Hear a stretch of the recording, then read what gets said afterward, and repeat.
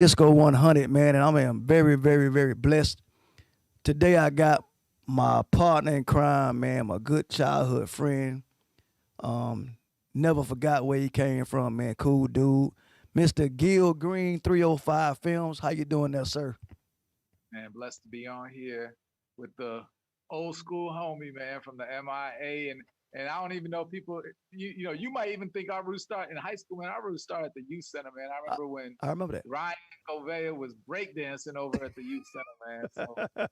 think it was elementary school. Yeah, I thought I was Turbo back then. Yeah, yeah, yeah. Now you had you had a little crowd around you, man. You was the breakdancer at the youth center. So, G, man, real quick, man, I always brag about you, man. I'm very proud to know I watched that journey. I remember days from the youth center to high school, the pond, all the schools we went to together. Um, 305 Films, can you tell everybody watching a little bit how 305 became and how did you start 305 Films? Yeah, yeah. I mean, that's a long journey.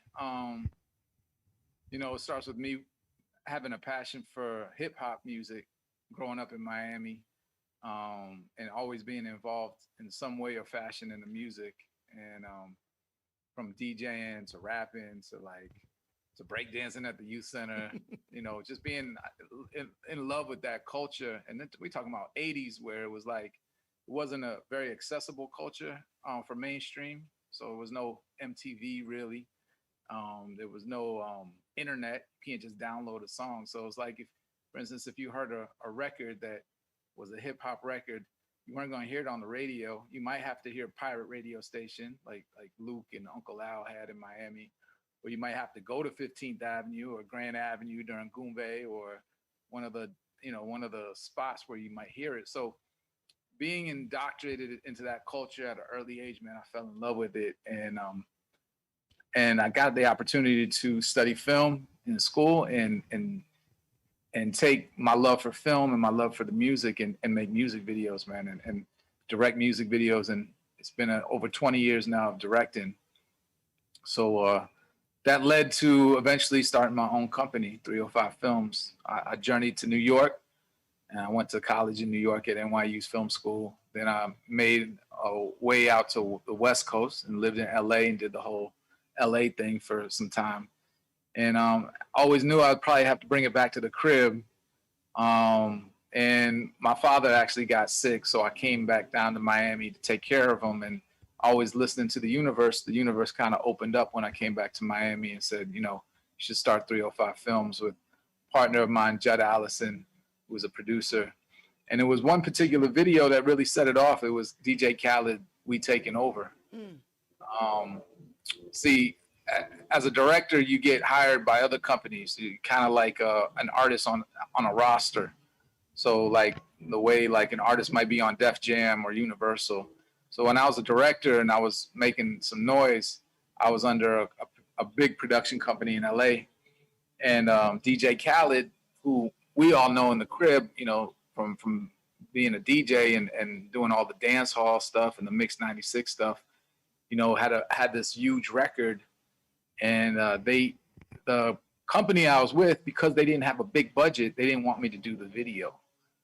And I was like, man, there's no way I'm not doing this video, man. This is putting Miami on the map. I mean, I had done Rick Ross Hustling at the time and Trick Daddy and a bunch of Miami cats, but I watched Khaled's come up, man, and I was proud of him getting to that point. And he had this monster record with Lil Wayne and Akon and Fat Joe and T.I. and Birdman. And so they didn't want to get behind it because at the time, Khaled was on an independent record label. And so I was like, you know what? I know a guy in Miami who can make this happen for me, is Judd Allison, Mm-hmm. who was my partner in 305 Films, and came down there, and we did this video where we shut down the highway. We were driving cars backwards. We was on boats, stuff that we couldn't do on that budget ever. But we just all had a love to make this video hot. And after we pulled it off, Judd was like, why don't we just start a company together? Why you breaking bread with cats that aren't really supporting you on the lower end videos? Mm-hmm. And so it's like, it makes sense. So me and Judd Allison started 305 Films. That might have been about 10, 12 years ago. Okay. Uh, and moved back to Miami, and ever since, man, just been rocking out with that label, the Yeah. 305 Films label. Yeah, I Yeah. see it, man. I see you in one of your big producing moments. I seen you did something for the Miami Heat. So tell me how that was with the Miami Heat. Wow, man, that's got a lot of roots as well. Starting with Udonis Haslam, another cat that we know from Miami, and people probably don't know this, but his father, Johnny Haslam, was a great basketball player in Miami. Okay. And my father, you might remember, my father was a basketball player in Miami. Yeah. He was like all state, and my father went on to play pro, and so my father played with Udonis Haslam's father. So there was a link between me and UD, and I would invite UD out to the video sets. So like if you see like Born and Raised, I'm Khaled, or I'm So Hood, you'll see like cameos from Udonis, and then there was another mutual friend, Josh, who worked for the Heat, who I invited on some sets, who I actually met through Jesus and Joaquin. Okay, King. Okay. Classmates of ours. And they introduced me to the Heat, man. They showed them, like, they have this intro video they do every year, and they were like, yo, would you be interested in doing this? And Udonis co-signed for me, and they saw my work. And now it's been about 9-10 years that I've been shooting the openings for the Miami Heat. So that's always a blessing, because usually I get to involve my two loves of film and music, and then I get to involve film, music, and basketball, which are my three loves. So that's always an incredible experience. So Mr. Gil Green, when somebody approaches you about let's say an artist, when they approach you about doing a video, producing a video for them, does everything come through your, like, do they give you the green light on everything from A to Z, or do they tell you the vision they have? Like you plan everything from the scenery to do you listen to the song and then put that with the, how do you come up with the ideas on producing videos? Now, the creative process is unique for each job. So sometimes it's just like, hey, here's a record. What do you think? What you come up with the video? You come up with the visuals, and what we do is we put together what's called a treatment. So a treatment's like, could be a few pages, could be a lot of pages, a lot of visual references, and sometimes a story. It's basically a written out presentation of what you think the video is. Sometimes an artist will have an idea or a feeling, and we'll have a sit down and we'll discuss it, and together we'll come up with something. A lot of times the artists lean on me to bring something strong visually, because that's my forte. And so each job is different, and each artist works different. Some are very visual. Some can already see the concept. Some might have a story that they might want to portray. For me, once I get the record, I usually ride out. Like, I put it in my Jeep. Wow. I still got some quad up in there, So like, I'm probably one of the few cats that at my age that still has a system that's hooked up, but like, that's something I can't let go. So I put that thing on, like, you'll hear it from blocks away, and I ride out to it and just let it marinate. And I always try to put myself in the perspective of the artist, because I feel like at the end of the day, this is the artist's video. This is not Gil Green's video. I'm just helping the artist represent them in the best way possible. So I always put myself in their perspective, what's going on in their world, what separates them, what would make this stand out, feel right. Some artists take more chances. Some artists want to stay in their comfort zone.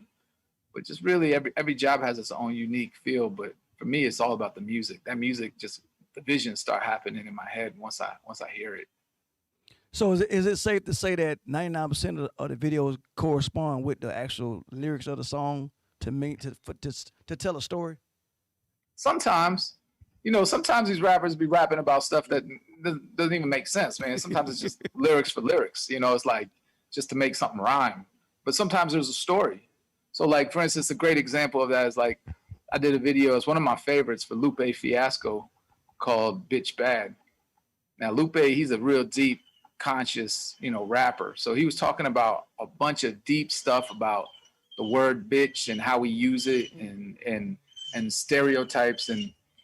And so, for instance, for that particular video, like, it touched a chord with me, because I always was into black music experience from the 50s and 60s and vaudeville and minstrelsy and one particular black entertainer named Paul Robeson is like I'm a big fan of. And so I took what was going on in hip hop and I paralleled it to like the 1940s of like blackface and what was happening back then.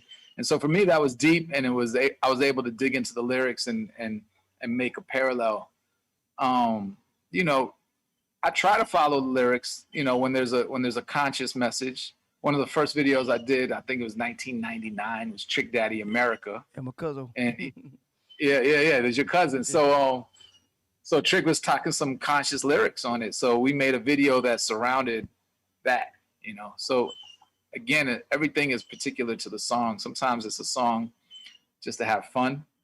Sometimes it's a song, you know, showcase a lifestyle. Sometimes you try to drop some knowledge and some gems on people. So what was that feeling like? Like that first moment, like when you knew your vision, right? You knew what you wanted to do. How was you feeling that first video you ever did? Like coming up to that week or that day of, how were you feeling inside? Like your first plug in, the plug, the light come on. I mean, remember when we played South Miami for the districts? I was just gonna say that. I was gonna say Miami High. I was gonna say Miami High. Miami High, yeah. Miami High was nervous, but the districts, like everything led up to that game, right? Yeah. It's win or lose. Yeah. It's win or lose. And if you lose, you go home. And so you don't sleep. You know, you making sure you're as prepared as possible. And I'm still that way. Every video I take, I go 100, man, never half stepping. And so sometimes I still don't sleep the night before because I'm thinking in my head, all right, what are all the shots I got to get tomorrow?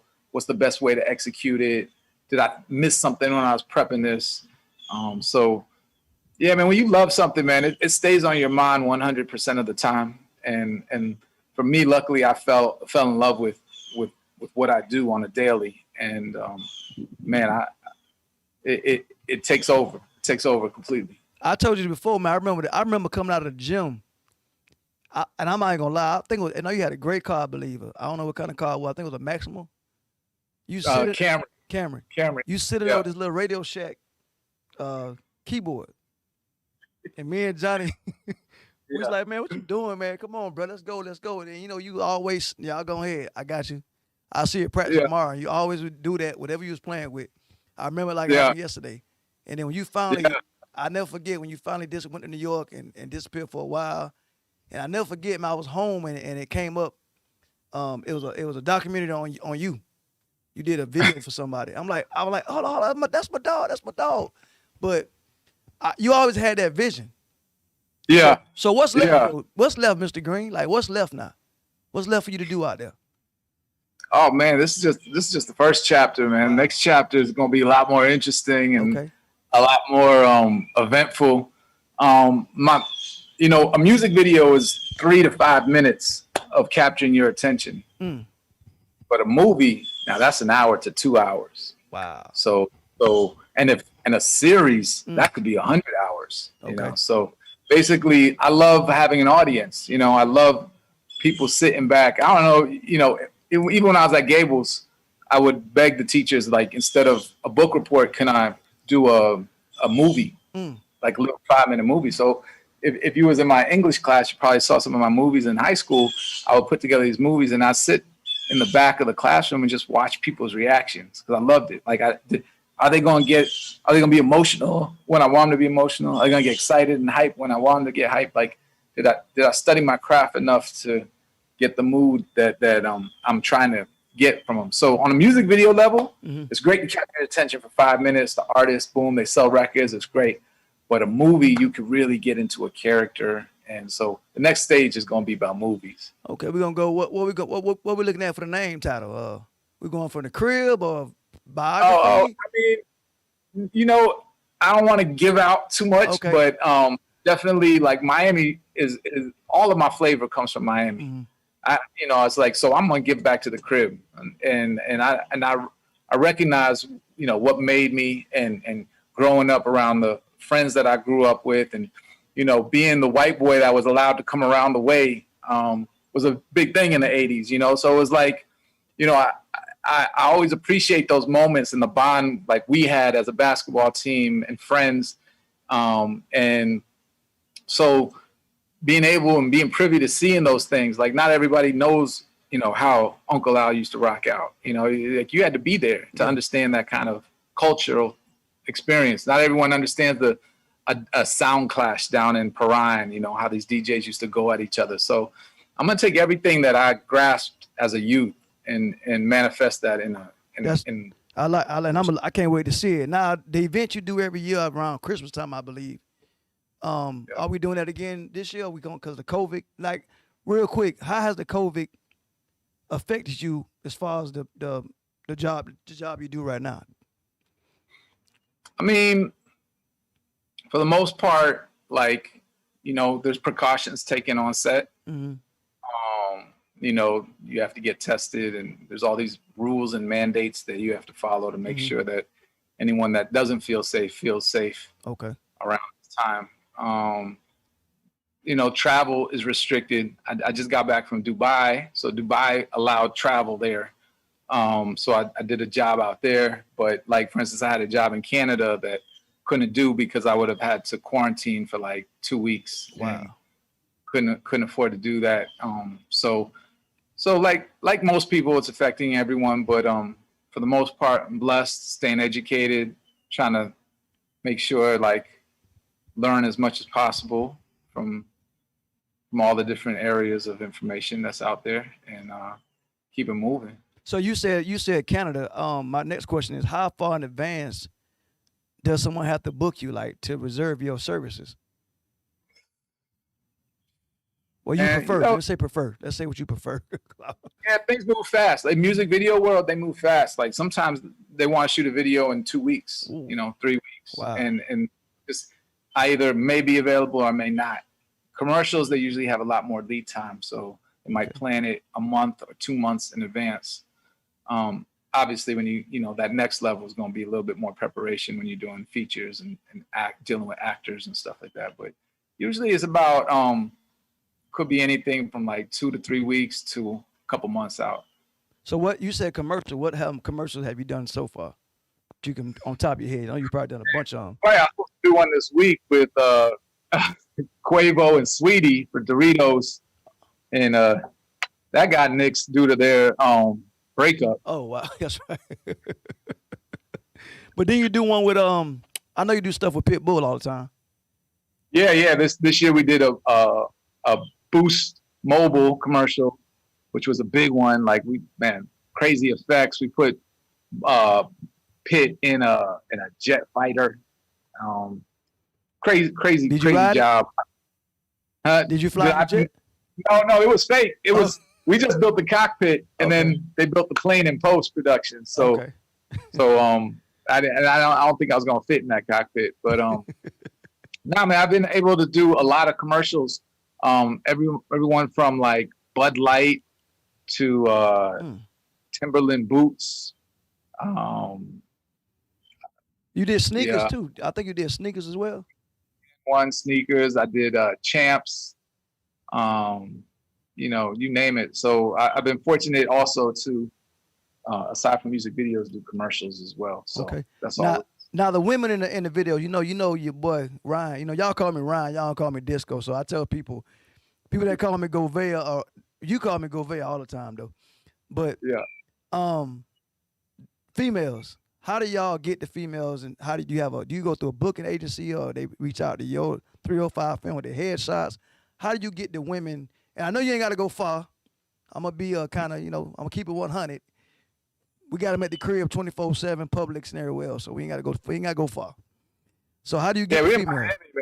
Miami, we're blessed to be in Miami. I didn't realize how blessed we were growing up down here until I actually moved to other cities. And no disrespect to other cities, but Miami has just the most amazing, beautiful women.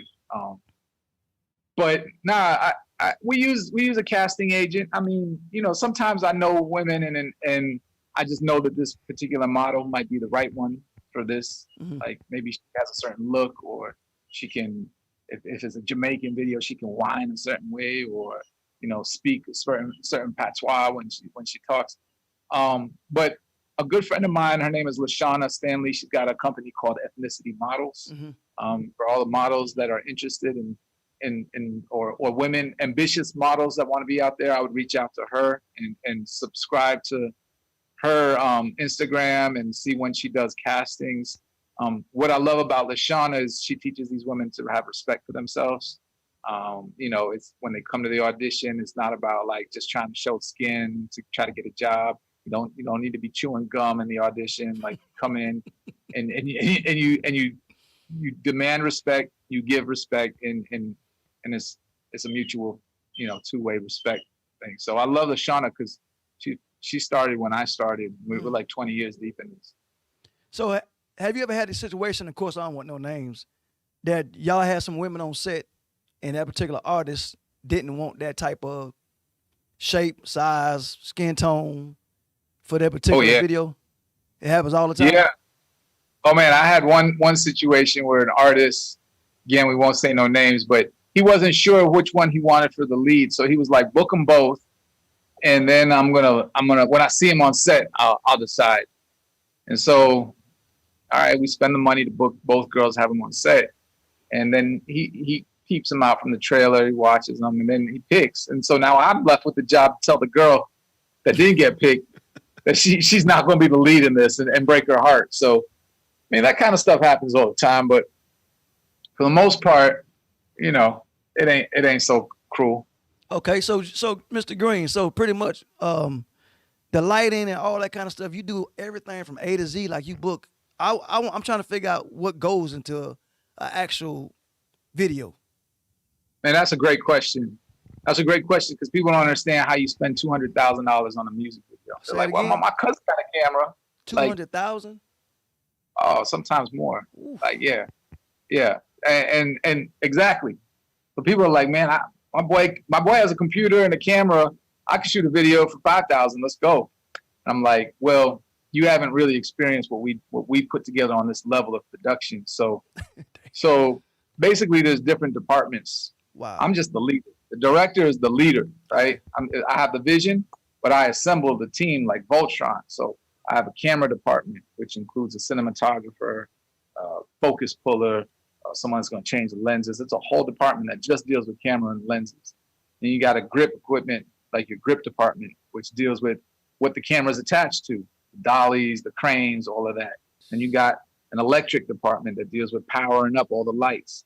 Then you got your producer that deals with the logistics and getting the permits and the budgeting and all of that. Then you got an art department that deals with building the sets and the props and everything. Then you got costuming that deals with wardrobe and all that. Then you got locations that deals with pulling the permits from the city.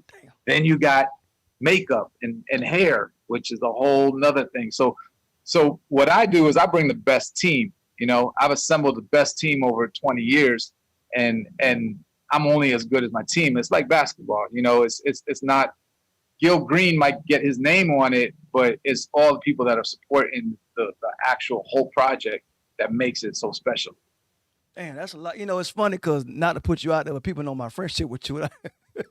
I had an independent artist, man, holler at your boy. I said, nah, dog, you can't. Nah, it ain't no, ain't no YouTube.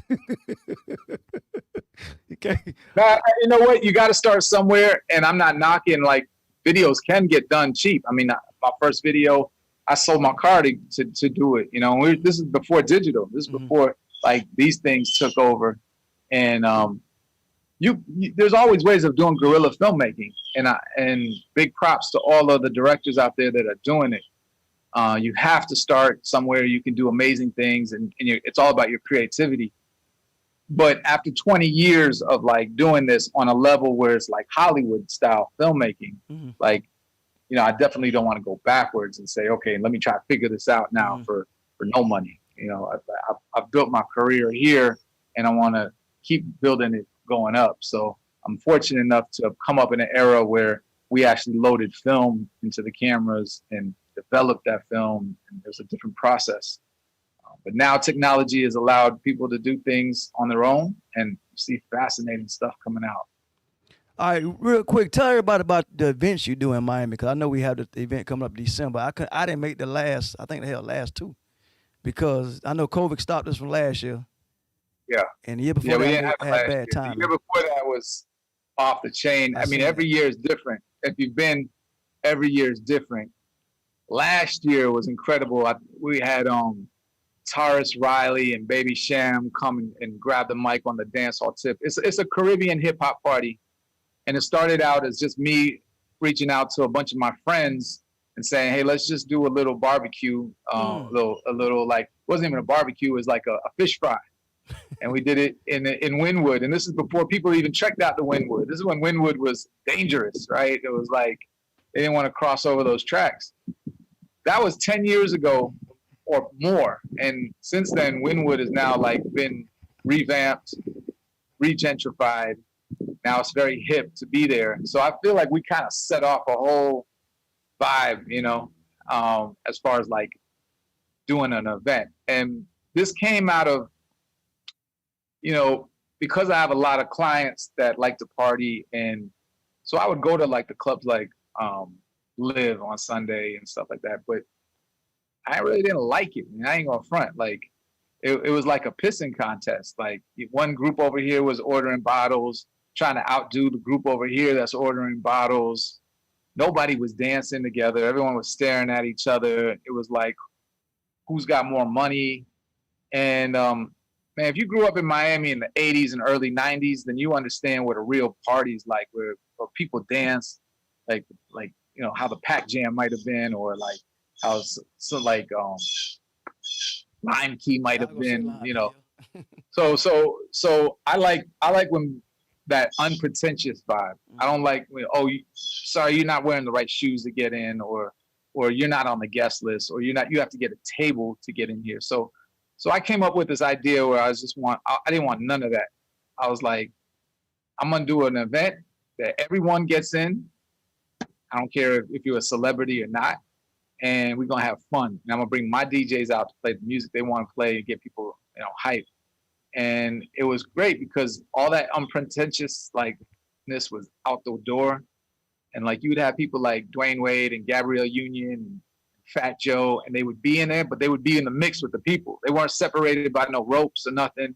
And so everyone was vibing out, and it's built. So the event is called Vibes 305. We do it in our offices, which is a big warehouse, toe jam backlot in Wynwood. And man, it's everything that I love. It's art, it's dance hall, it's hip hop, it's the artists I love. They come and touch the mic. And we've had everyone from like KRS-One to Wayne Wonder to Shaggy to all the DJs from Black Chinese to you name it. And it's just a good vibe, man. It's just feels good. So if you're ever in Miami, it's during Art Basel week. You got to check out Vibes 305. You've probably been there because it started as like 100-person party, and now it's like 3,000 folks come up in there and jam out. Yeah, I seen you show some love like you always do to some of the classmates, man. There's one thing I can give you, man. I don't. The friendship never changed. You never change who you are. I mean, you love. I may miss somebody. Me, Johnny, Nat, Joaquin, Jesus. Everybody Booker. You still show love to us if we reach out. It ain't, this is my dog. I call him. You always find a way to. You never forgot the friendship, man, and I respect you so much for that. And also, what I love, man, you love your kids, man. Like you got some blessings, bro. Like I respect you, no disrespect, more of the father that I see, if it make any sense, than what you become. And I mean, I respect that too. But to see the type of dad you are, bro, I just salutes to you, man. As a good friend, best friend, I salute you, bro. I appreciate those words because those mean more to me than anything. Like all the accolades and the awards and the celebrities, that don't really faze me much. I love what I do, but that don't faze me. What's always been important from day one is your name and the respect that it commands. And honestly, like I had a blessed childhood, man. I had a blessed childhood to be embraced and accepted in a world that I didn't necessarily come from. I mean, we all grew up in Miami, but we all came from different backgrounds. Some Jamaican, some Cuban, some Haitian, some Bahamian, and we all just kind of got meshed together in Miami. And I was fortunate enough to come across like some really good friendships. And from elementary to high school, I keep in touch with as many as I can, and because it made me. And hearing you say that, man, means a lot to me, because I have a lot of love for all of our friends that we grew up with. In regards to being a father, man, that's the most important job of all. It's what it's all about. What is all of this is worth is about setting an example to raise your children the right way, and maybe even raise your children's friends if they happen to be around the right way. Correct. Just be a positive influence around people in general. Like the superficialness, man, that comes and goes. The materialism, even the money, is as important as money is as a tool to pay for bills and everything. If you're valuing money and worshiping money, then something's not right. What you need to worship is your relationships, your family, being supportive, bringing positive light into people's world. So that's what I always strive to do. I'm going to continue to get better and learn from mistakes made, and looking forward to mistakes being made, because that's the real lessons of life. And but hearing that you notice that and recognize that means a lot to me. So I appreciate that. I mean, I'm not saying it because I know you personally for over, I think, hell, 30 some years, maybe 30, 30 plus years. You always been a good dude, you know what I'm saying? And you deserve everything you got, man. You deserve. I'm not saying and nothing was given to you, and I know that for a fact. I know that for a fact. I'm not trying to put myself in front of nobody else. I know that for a fact they want to give it to you, and like I say, you so humble, dog. Like me and Jay talk about you all the time, man. You just humble as all outdoors, bro. But you call him Do-Rock for those who don't know, but he gonna Right, kill me. man. I love Do-Rock, man. Shout out to Do-Rock and the whole Gables, Grand Ave crew, and even the South Miami boys, because Yeah, that was my first basketball team when I Yeah. went to South Miami you came Middle to a School. real so- one though. You knew better. Now, hey, on a lighter note, did you see the highlight tape that Coach sent out, Brian Coach? Yeah. I saw that old crusty tape, man. But I got hyped when Nat flushed in that South Miami game, I have to say. Yeah. So big shout out to the whole crew, man. And this is more of a personal shout out, man.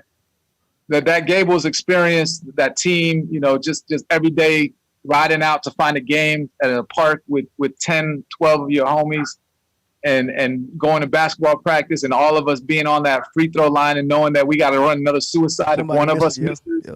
Man, that makes us makes a bond that people don't realize. I encourage everyone to be in team sports, and I know that you've been coaching football and being around that forever. But man, big shout out to LJ, Booker, TD, Folly, man, the whole crew, Brian Coates, everybody, and Nat, and especially Nat's family that embraced everyone, because we all just went over there and ate and slept on their couch whenever we wanted to, really. And they were a really strong family that supported us as well, man. So big shout out to all of them. Yeah, well, I appreciate you, man. I know you're busy, man. Like I said, you tell me no, and you have to tell me no. I'm thankful for that, and the friendship always going to be there, man. I'll be home. I'm looking at my watch like it's tomorrow. I'll be home April the 7th. And I appreciate you, Gil, man. Much love to you, dog. I know. Real quick, any future events coming up that we need to look out for? Yeah. So if you want to check out some of the work, you can go to gilgreen.com.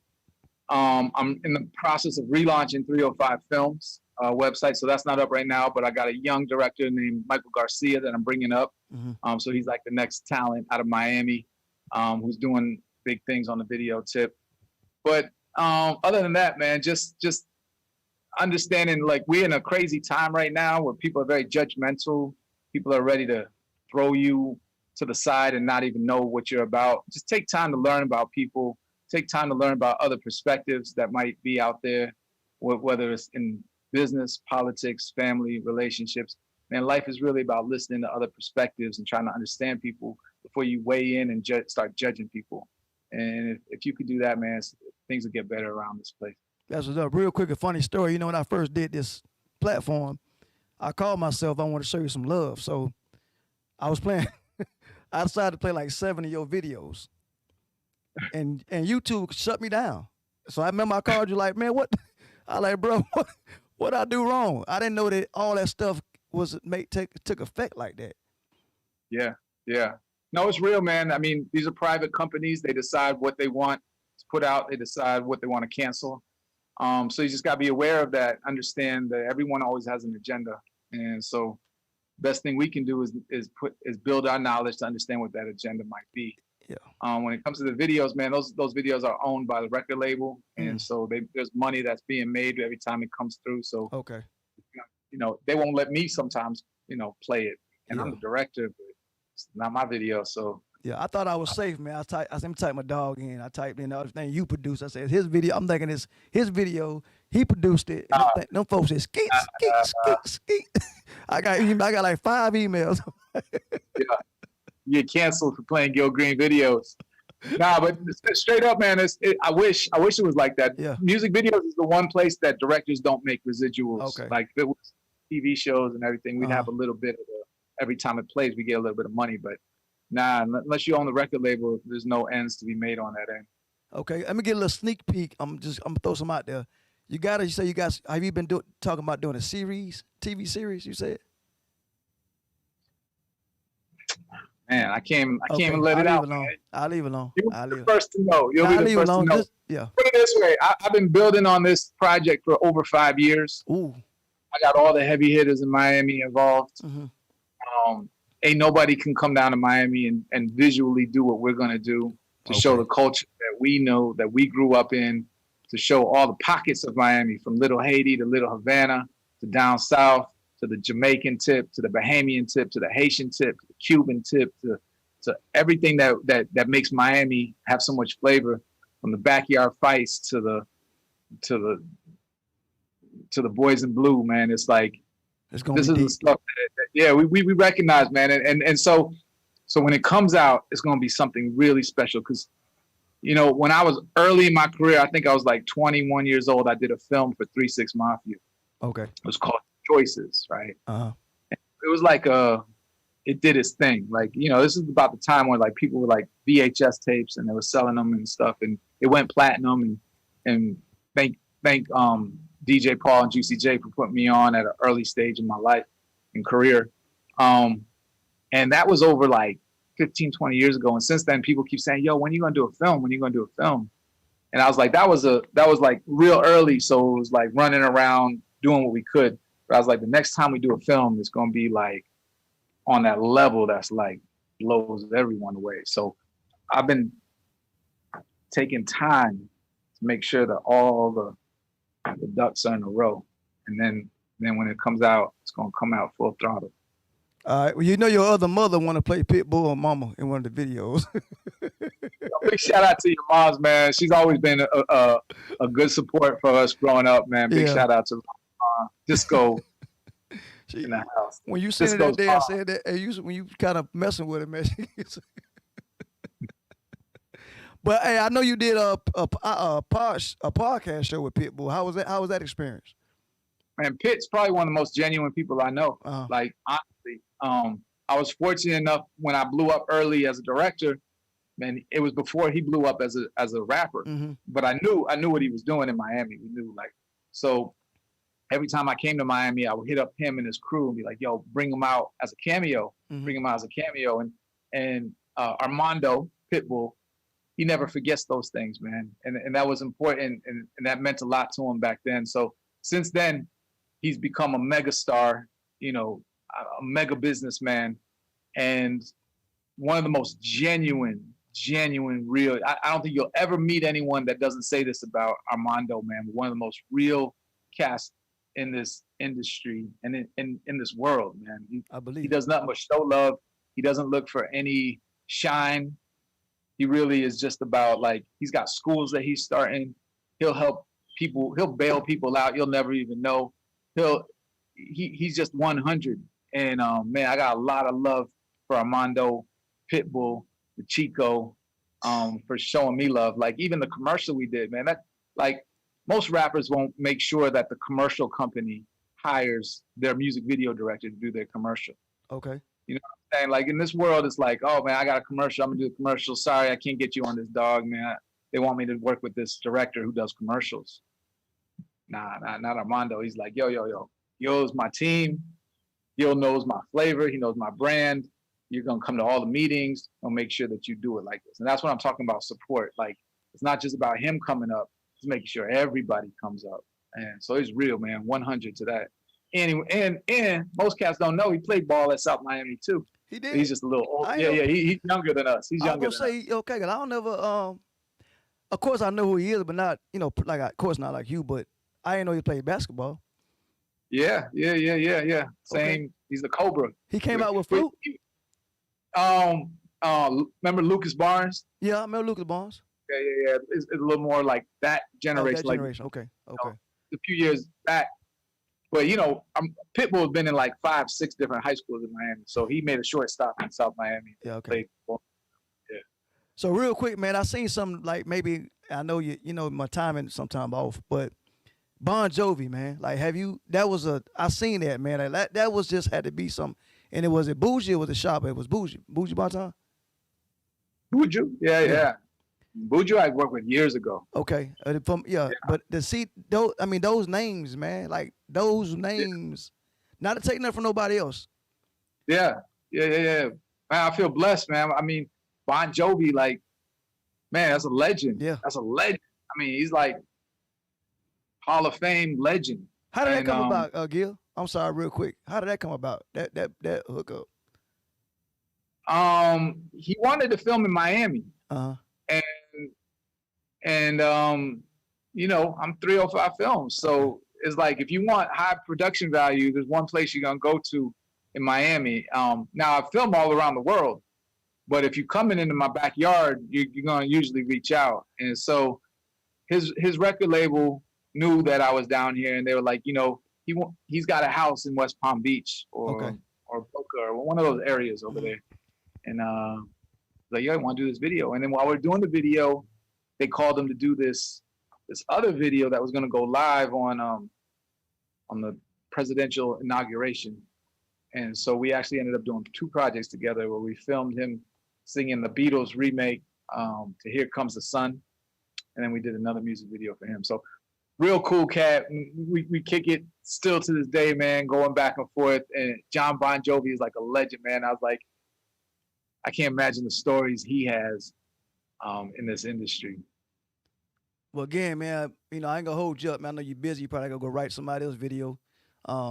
Again, man, love. Let me tell you, hey, first of all, Disco, Ryan Govea, you got as much time with Gil Green as you need, man. So, like, don't worry, man. If there's a question, I'm here. I'm 100% dedicated. I ain't gonna act no way like I got something else to do. Yeah. Even if I do have something else to do, my dogs that I grew up with, that had my back when I was growing up, are always gonna have my priority. So you ask any question, I ain't going nowhere. Your boy can talk now. Let's keep it going, man. Keep it going. We'll be here till tomorrow, man. But so how was it meeting Bougie like for the first time? Buju Banton. Yeah. Well, I'm a big dancehall fan, right? Uh-huh. So when I first had the opportunity to work with the first dancehall artist, it was actually Sizzla Kalonji, who I'm a big fan of. And this is, again, 10, 15 years ago. He had a record called Thank You Mama. And I was just starting out my career. They didn't have much money to shoot it. They wanted to go to Jamaica and shoot it. So I went down there with my film crew, and we shot this for nothing. We all slept on the floor of Maxine Walter's house. Big up to Maxine, my other mother down in Jamaica. And once that video busted out, the Sizzla, I started getting a reputation in Jamaica as like someone that understands that culture. And the next dance hall video I got to do was Buju, and we did 2 videos for Buju, who's one of my favorites, a legend. And that also led to Elephant Man, which we did Ponda River and Juke Ya, and that led to Wayne Wonder, and that led to TOK, and that led to Beanie Man. So I ended up working with all of the dancehall artists, Sean Paul, and I feel blessed to have worked with that culture because, if you were, I also stayed down in Perrine for a little bit, and if you grew up down in Perrine, you saw what was going on with the Jamaicans down there. West Indigo Street. Yeah. So big shout out to Perrine and the Richmond Heights barbershop down there, and all the sound clashes that happened in the 80s, man. That was a crazy set down there. Well, I'm born and raised in Perrine. You know that? By I all figured you got roots everywhere in Miami. yeah, Homestead Avenue, West Indigo Street, the Little Park, all I Oh just yeah, my yeah. mom, Don't go too far. Don't go down to Ghouls though, well, man. I went to Don't Goose to get get my up I in went to Ghouls. Goose across the track to get my conch salad. So that was my spot too. I just went to Gables, but all my family is from Piranha Heights. But I know what you Yeah, mean. now that area was popping. Like we used to get those warehouses after Hurricane Andrew came and gutted out those warehouses, and watching those DJs, from like Mainstream to Medusa to all of those sound clashes that were happening down there. Nobody had a video camera, so you ain't never gonna see what was going down there. But it was a crazy, crazy scene, and one I'm lucky to have seen and been a part of. Setting up equipment and setting up those bass speakers and DJing and even like Epps, who ended up being a big DJ in Miami. He started down south at Brock back in the day. So big up to DJ Epps as So, well. Gil, you used to go to cause I know of course I know you for a long time. But I don't know if I ever seen you at the jam down there. You used to go to jams too? Back Jam? No, the jams down in Miami and stack up the speakers all about Piranha Park and all that kind of stuff. Over by the pit? Yeah. You're talking about? Yeah. I wouldn't frequent those places on a regular. I would say growing up, it was about Goombay, 15th Ave, Sugar Hill, and watching Uncle Al. And I was lucky to actually interviewed Uncle Al at an early age at one of his radio stations. Rolex. Fight night was Monday night. Yeah. That was always a crazy scene. Yeah. But down south, no. The Pit, they play basketball at the Pit, but that's right across the street from Chocolate City over there. But and then we actually shot a video, Ballin' Boys. Oh, we was ballin', shot right. Yeah. We shot that at the Pit down in Ghouls. Okay. That was a crazy scene. But yeah, I was all over, man. My father lived in North Miami, so like he lived by Cagney Park over there, and we played basketball over there. And then he moved over to like County Line Road, and then I would always run into Raja Bell, who ended up playing in the NBA, but he would always be at the park up there. So what I loved about Miami is you just meet people on the basketball court. You just take your basketball out there, and you got 5 friends by the end of the day, or could be 5 enemies, but the way they play ball in Miami as well. But it was fun, man. It was fun. We weren't playing video games, man. We were out in the park. Yeah. So I noticed you got your tank top on. See, up here we can't really wear them right now at this moment yet, but yeah, boy, that's Miami all day. Man. I missed the crib, dog. I miss it. Come on down, man. It's nice and hot. You got flip flops and socks on. Well, like I said, I told you I'd be down on April 7th, through the 12th, I believe. Yeah. So if you ain't, shooting, we'll make sure. I know every time I'm down there, when you have a chance to link up, we link up. So I know how that is. One time, the little shorts in the Gables video we seen too. The basketball shorts we had on. Oh man, that's tough. That was tough. And I always knew the inside joke. I always knew you loved the Caribbean in other ways and more ways than other. I knew that growing up, you loved the Caribbean. So. Man, Coral Gables has some fly Caribbean honeys. Yeah, what I know. Yeah, I know what you're talking about. So it's all good. Yeah, now we're blessed, man. Gables had some beautiful women, and man, I thought when I got to college, I was gonna be like, oh man, I can't wait to see the ladies, man. I couldn't wait to get back to Miami. I was like, man, we were blessed. Yeah, we was, man. And like I said, we had a good upbringing, man. And like I said, once again, I proud of you, man. I brag about it all the time. I brag about knowing you. I brag about knowing who you become. You know what I'm saying? I brag about it all the time, dog. And I wish you nothing but success. And I appreciate you. Anytime I text, you hit me back. You check up on me, man. That would mean the most to me personally. Like the fact that you can say, Govell, you good. Love you too. All that stuff means something to me, man. On the real. So yeah, well, that's life, man. It's about like I said earlier, man, it's about those relationships you have and being real with them. And, you know that you need something, I'm here. So That's how it goes. Now, any artists out there that you haven't worked with that you want to work with? And that's my last question, that you want to. Absolutely, man. There's a guy by the name of Jay-Z.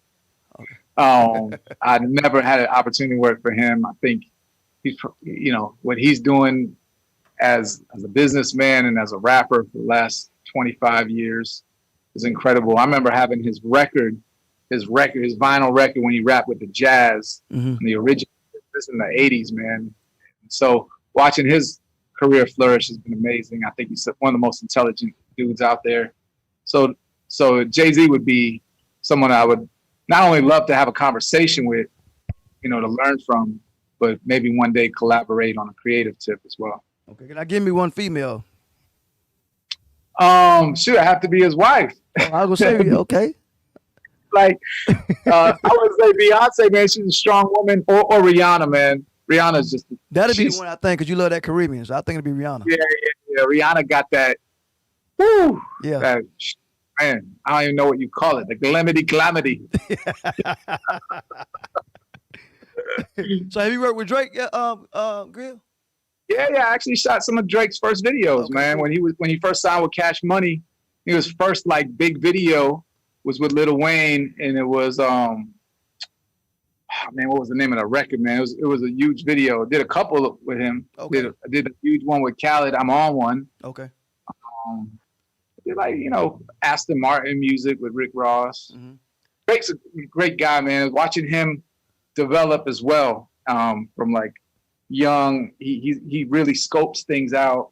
He sits back and he watches, he analyzes, and then he approaches. And again, man, real smart, intelligent dude. Very fortunate to have worked with him early in his career, but then continue to watch him flourish. It's amazing. I love working with the artists early, man, because then you get to watch the development and the growth, and you get them when they're raw and they're still molding and figuring things out. So I feel blessed to be that, to work with Drake. Well, I appreciate you, Gil, man. Again, I can't say it enough, man.